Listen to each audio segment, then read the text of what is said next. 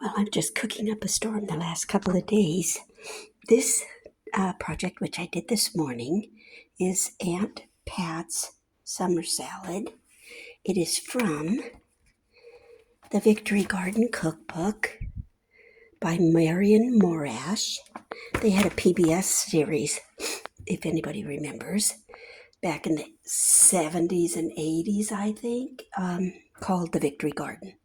So she always did a cooking segment on that show.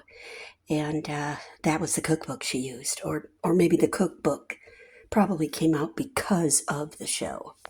So here's what it looks like. It's just beautiful. Let me put it in the light.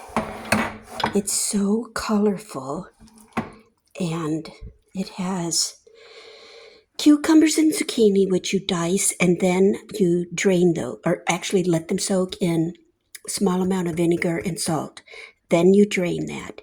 You add diced tomato, diced red onion, mint and parsley, and salt and pepper. Even though you soak those two vegetables in salt and vinegar, once you drain it, I always rinse it a little just to get any residue off. And then I think I added maybe a quarter teaspoon of salt, not too much. It depends, how you like yours. And let's see what else. And then you add a little bit of oil to it. And that's it. And it's absolutely delicious. Now, if you don't have mint, which a lot of people don't have, you could change out the mint and use basil and parsley, or you could change that out and use dill and parsley. The salad is so delicious, it doesn't really matter what herb you use. But the mint gives it this summery, fresh taste that is just outstanding. And I make this every summer.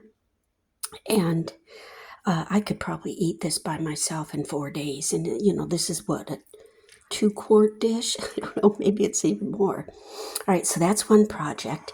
And then my next project is I made chicken chili lime burgers. Now, Trader Joe's used to sell chicken chili lime burgers, and they've discontinued them because apparently, sometimes there was bones in it, which is a shame because they were delicious. But anyway, I made my own version for the 4th of July, and the burgers were delicious. And you can find copycat recipe, chicken chili lime burgers, or chili lime chicken burgers, I don't know, something like that from Trader Joe's. And there's copycat recipes. But today what I've done is I made beets too over the weekend. So I always keep the beet greens and cut those up, dice them up and saute them. So today, even though this looks a bit weird because of the red from the beet greens, I have beet greens, a few different kinds of beans, pinto, black, maybe a kidney, I don't know. And then my chicken, which was the leftover from making that burger recipe. So I just sauteed that this morning and then added my beans and my drained beet greens.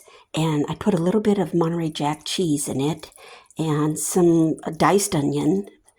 And it smells delicious.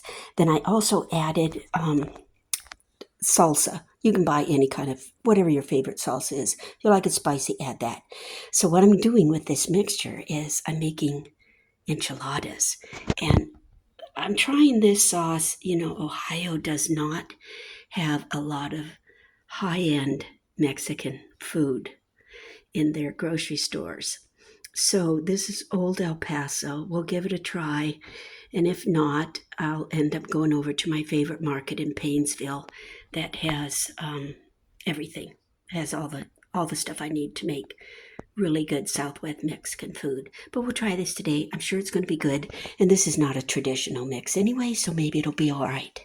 All right, I have to get busy because I'm probably going to do 24 enchiladas, and then I'll separate them into containers and put them in my freezer.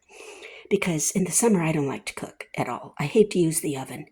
So, I mean, what are we in July already? I need to get this done and in the freezer. Then we can take August and September off. All right.